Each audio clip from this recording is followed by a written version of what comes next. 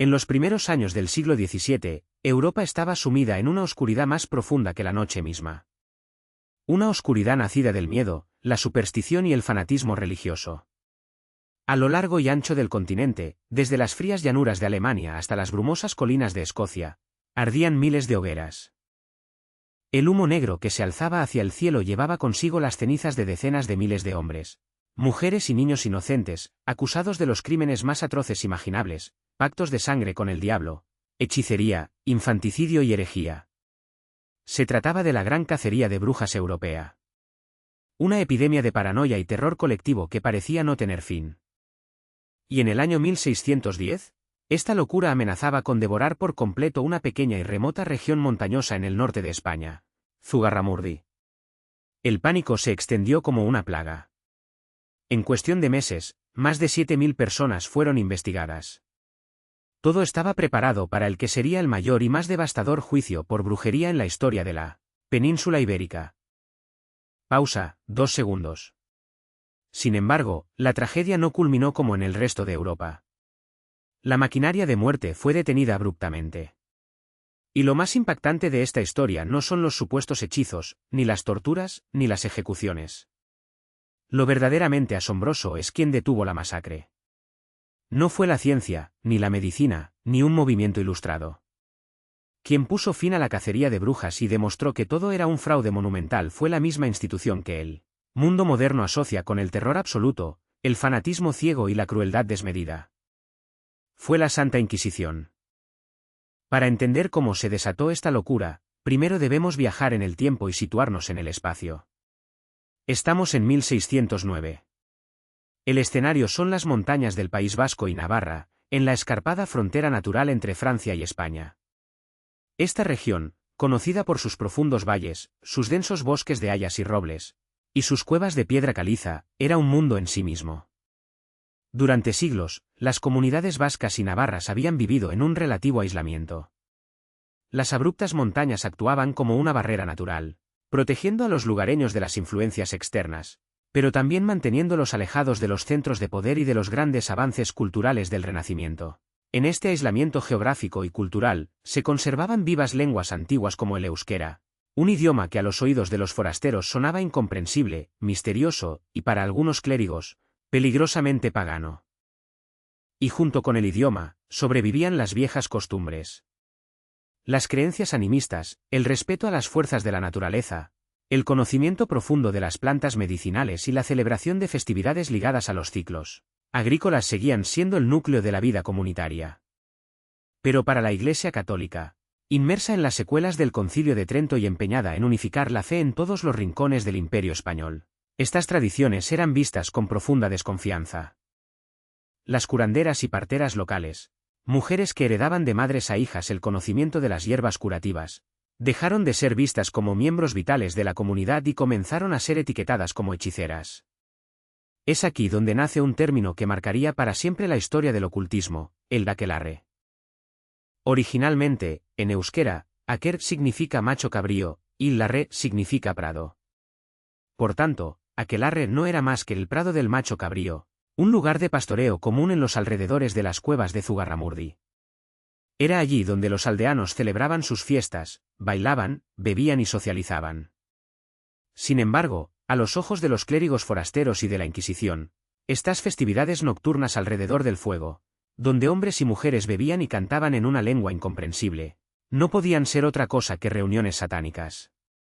El prado del macho cabrío se convirtió, en el imaginario colectivo, en el lugar donde el mismísimo demonio, con forma de animal con cuernos, se manifestaba para recibir la adoración blasfema de sus fieles, fornicar con las brujas y planear la destrucción de las cosechas. El escenario estaba perfectamente preparado. Había una población rural aferrada a sus tradiciones, una barrera idiomática que generaba desconfianza, y una iglesia decidida a ver la mano del diablo en cada rincón oscuro. Solo faltaba una chispa para encender la pólvora. Y esa chispa no vino de España, sino del otro lado de la frontera. Vino de Francia.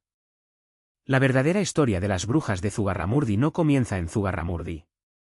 Comienza a unas pocas leguas al norte, en la región vasco-francesa de la Bour. A principios de 1609, El rey Enrique IV de Francia recibió informes alarmantes sobre una plaga de brujería que estaba destruyendo las comunidades fronterizas. En respuesta, envió a un juez secular con poderes extraordinarios para erradicar el mal. Su nombre era Pierre de Lancre. Pierre de Lancre era un hombre de su tiempo, pero llevado al extremo. Aristócrata, profundamente religioso y dotado de una imaginación febril y morbosa, de Lancre llegó a La Bourg convencido de que la región entera, literalmente entera, estaba infestada por agentes de Satanás. Según él, el 30% de la población participaba activamente en aquelarres. A diferencia de la Inquisición española, que a pesar de su temible reputación poseía un sistema judicial codificado, los tribunales seculares franceses de la época otorgaban un poder casi ilimitado a sus jueces. De Lancre actuaba como investigador, fiscal y juez. Y su método principal de investigación era uno solo, la tortura indiscriminada e incesante. Durante 4 meses de puro terror, desde el verano hasta el otoño de 1609, el juez de Lancre instauró un régimen de sangre en el sur de Francia. Arrestó a cientos de mujeres, niños e incluso sacerdotes. A los niños y jóvenes, considerados más sugestionables, los aterrorizaba con descripciones gráficas del infierno y los obligaba a denunciar a sus propios padres. A los adultos, los sometía a sesiones de tortura espantosas, obligándolos no solo a confesar que adoraban al diablo, sino a dar nombres, docenas de nombres de cómplices, vecinos y amigos. Las confesiones obtenidas bajo esta agonía eran detalladas, extravagantes y sexualmente explícitas, coincidiendo exactamente con las fantasías oscuras que el propio de Lancre albergaba y que más tarde publicaría, en un tratado de demonología. Confesaban volar por los aires, asesinar bebés para hacer ungüentos mágicos y copular con demonios fríos como el hielo. El resultado fue una carnicería. Pierre de Lancre envió a la hoguera a más de 80 personas en un tiempo récord. Los campos se llenaron de humo y olor a carne quemada. La respuesta natural ante un terror de esta magnitud fue la huida. Cientos de familias, aterrorizadas de ser las siguientes en ser arrastradas a las cámaras de tortura de Lancre, abandonaron sus hogares, sus tierras y sus pertenencias en La Bourg. Cruzaron clandestinamente las escarpadas montañas de los Pirineos, buscando refugio seguro en España. Y el lugar donde muchos de ellos llegaron a esconderse fue Zugarramurdi. Pero al cruzar la frontera, los refugiados no solo trajeron consigo sus pocas pertenencias. Trajeron algo mucho más peligroso, trajeron el pánico. Trajeron las historias de los aquelarres, los cuentos de vuelo nocturno, sobre todo, trajeron el vocabulario de la brujería que de Lancre había implantado en sus mentes a fuerza de tortura. El virus del miedo había cruzado la frontera, y Zugarramurdi estaba a punto de infectarse. Fue a finales del año 1608, justo cuando las tensiones en la frontera comenzaban a escalar debido a las acciones en Francia, que una joven mujer llamada María de Simildegui regresó a Zugarramurdi. María había nacido en la zona, pero había pasado varios años trabajando como sirvienta en territorio francés. Al regresar, notó el ambiente de miedo y superstición que se estaba apoderando del pueblo, exacerbado por los rumores que traían los refugiados. Y entonces, María habló.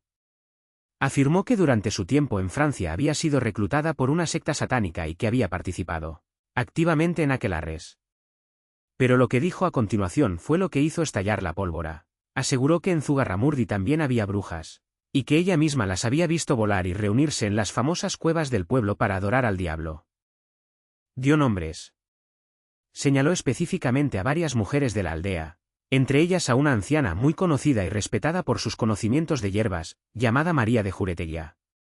Al principio, la anciana negó enérgicamente las acusaciones. Pero la semilla de la duda ya estaba sembrada en la mente de los aldeanos. En una comunidad pequeña, donde todos se conocen, una acusación de este calibre es letal. Los vecinos comenzaron a mirar con recelo a María de Jureteguía. Si una vaca dejaba de dar leche, era culpa suya. Si una tormenta destruía los cultivos, ella había conjurado los vientos. La presión social y el acoso se volvieron insoportables. Bajo el peso del ostracismo y el miedo a la violencia física de sus propios vecinos, la anciana se quebró. En un acto de desesperación, confesó ante el sacerdote local que todo era cierto, que era una bruja y que se arrepentía de sus pecados. Pero la confesión no trajo el perdón. Trajo el pánico total. Siguiendo el mismo patrón destructivo que en Francia, una vez que alguien confesaba, La siguiente pregunta lógica era, ¿quiénes estaban contigo? La anciana, aterrorizada, nombró a otras mujeres, intentando desviar la atención o satisfacer a sus inquisidores locales. Estas mujeres, al ser presionadas, nombraron a otras más, y a hombres, e incluso a niños. La paranoia se apoderó de Zugarramurdi y de los valles circundantes. Los sacerdotes locales, desbordados por lo que creían que era una invasión satánica masiva, comenzaron a dar sermones apocalípticos desde el púlpito. Advertían a sus feligreses que el diablo caminaba entre ellos, disfrazado de sus amigos y familiares. Fue entonces cuando las autoridades locales, incapaces de gestionar la crisis, tomaron una decisión fatídica. Redactaron un informe desesperado y lo enviaron al Tribunal de la Santa Inquisición en Logroño, solicitando su intervención inmediata para salvar la región. El Tribunal de Logroño envió a 2 de sus inquisidores, Alonso de Vallejo y Juan del Valle Alvarado, para iniciar una investigación oficial. Cuando llegaron a Zugarramurdi, no encontraron adoradores del diablo. Encontraron una comunidad en estado de psicosis colectiva. Siguiendo los estrictos protocolos de la Inquisición, comenzaron a tomar testimonios. Y lo que descubrieron los horrorizó. En sus primeros meses de investigación, recopilaron los nombres de casi 300 personas acusadas de brujería. Los calabozos de Logroño comenzaron a llenarse. La tragedia era inminente. El proceso culminó en uno de los eventos más sombríos de la historia de España. Después de casi 2 años de interrogatorios, encarcelamientos y deliberaciones, el Tribunal de la Inquisición preparó su juicio público. El infame auto de fe de Logroño. Se fijó la fecha, el fin de semana del 7 y 8 de noviembre de 1610. Logroño se preparó para un espectáculo dantesco que atraería a miles de espectadores de todas partes de España. La ciudad estaba a rebosar, las posadas estaban llenas, y multitudes se congregaron en las plazas y balcones. 53 prisioneros, hombres y mujeres traídos de Zugarramurdi, fueron sacados de las oscuras celdas donde muchos habían pasado meses en condiciones insalubres.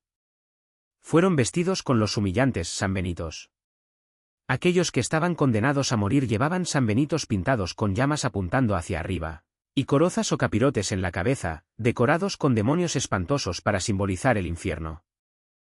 En un silencio sepulcral, interrumpido solo por los cánticos religiosos, se leyeron las sentencias una a una. De los 53 acusados, la mayoría, al haber confesado y pedido misericordia, fueron reconciliados con la Iglesia.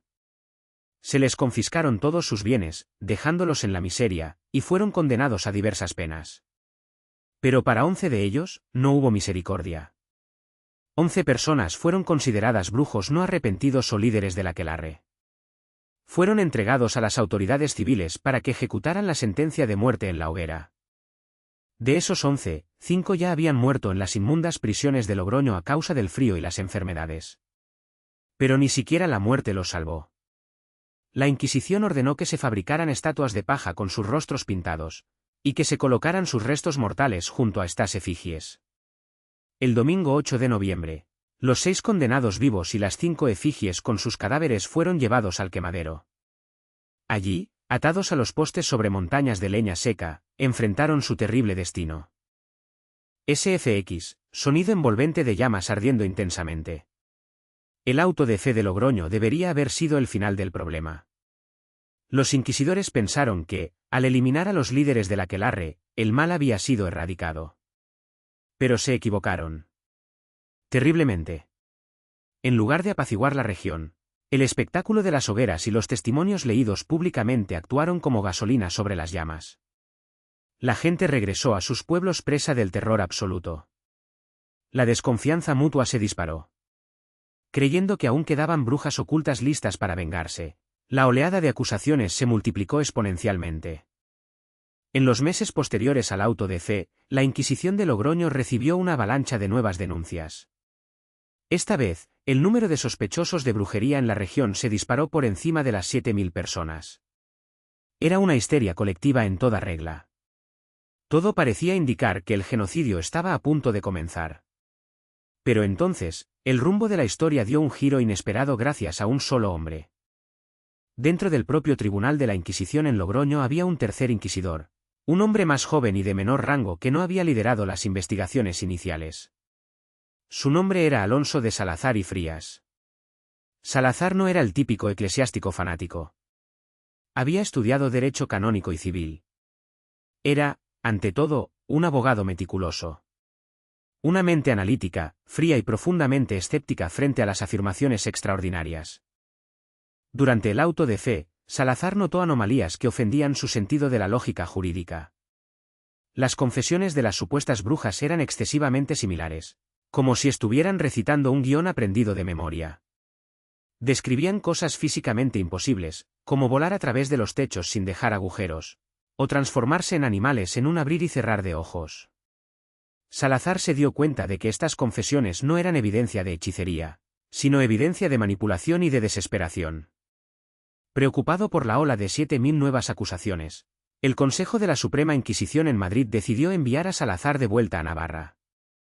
Su misión, publicar un edicto de gracia, pero, sobre todo, realizar una investigación profunda e imparcial sobre la veracidad real de las afirmaciones. Salazar emprendió un viaje que duraría 18 agotadores meses. Y lo hizo aplicando un método científico y racional casi impensable para el siglo XVII, el empirismo legal. Exigió pruebas físicas, no solo palabras. Sus métodos fueron revolucionarios. Cuando los aldeanos le presentaban tarros de ungüentos oscuros que afirmaban eran letales pociones satánicas, elaboradas con grasa humana, Salazar no retrocedía con horror. Actuaba como un investigador forense. Llevaba los frascos a médicos y farmacéuticos. Descubrió que los ungüentos no eran más que mezclas inofensivas de hierbas medicinales, manteca de cerdo y aceite. Investigó las confesiones. Si una niña afirmaba que había sido llevada volando a un aquelarre, Salazar entrevistaba por separado a quienes dormían en la misma habitación.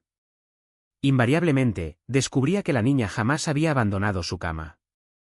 Observó que los acusadores a menudo no podían identificar a las personas que afirmaban haber visto en los supuestos aquelarres, fallando pruebas básicas de reconocimiento visual a la luz del día.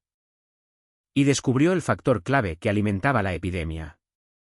Notó una correlación directa e irrefutable entre las acusaciones y los sermones de la Iglesia. Las zonas donde no se predicaba sobre brujería, permanecían tranquilas. Pero en las zonas donde los sacerdotes locales, imbuidos de terror y celo religioso, hablaban del diablo desde el púlpito, la histeria estallaba casi de inmediato.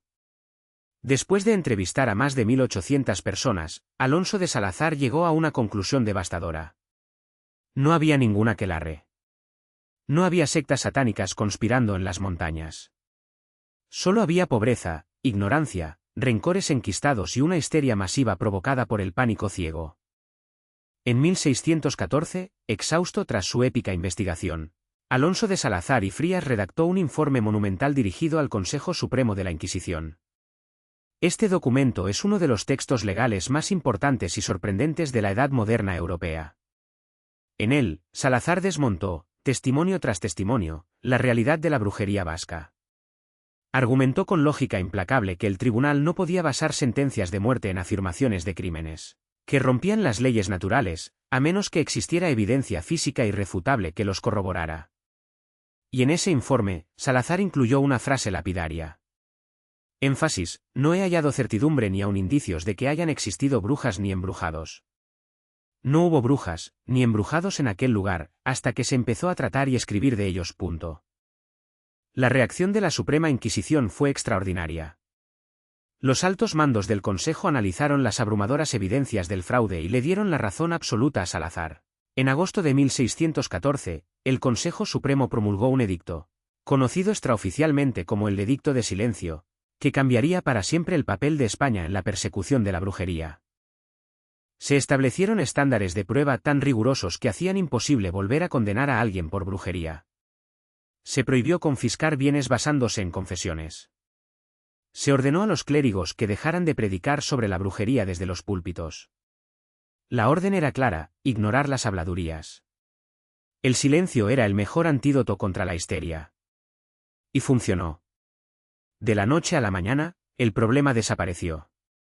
Miles de causas abiertas fueron archivadas para siempre. Mientras en el norte de Europa se seguía torturando y quemando a presuntas brujas hasta bien entrado el siglo XVIII, en España, el fuego de las piras se extinguió casi por completo 100 años antes. Alonso de Salazar y Frías salvó miles de vidas e instauró la racionalidad en un mundo dominado por el pánico.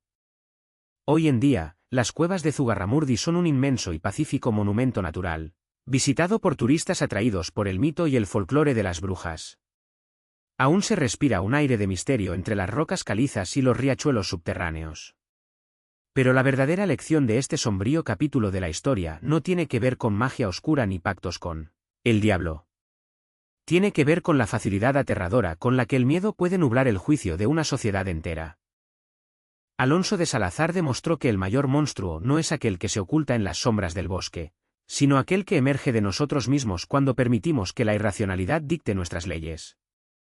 ¿Crees que, en nuestra era de información instantánea y redes sociales, somos inmunes a nuevas formas de histeria colectiva? ¿Cuáles son las cacerías de brujas de nuestra sociedad moderna? Déjame tu opinión en los comentarios. Y si quieres seguir explorando los secretos ocultos y las verdades incómodas que la historia oficial ha intentado enterrar bajo el peso del olvido, no te pierdas nuestro próximo episodio. Énfasis, nos vemos en las sombras. Pausa, 3 segundos.